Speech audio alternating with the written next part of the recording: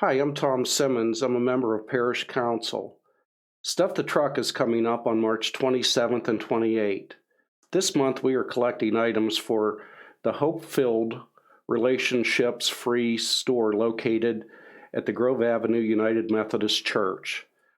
They provide items that cannot be purchased with SNAP benefits to individuals that are in need.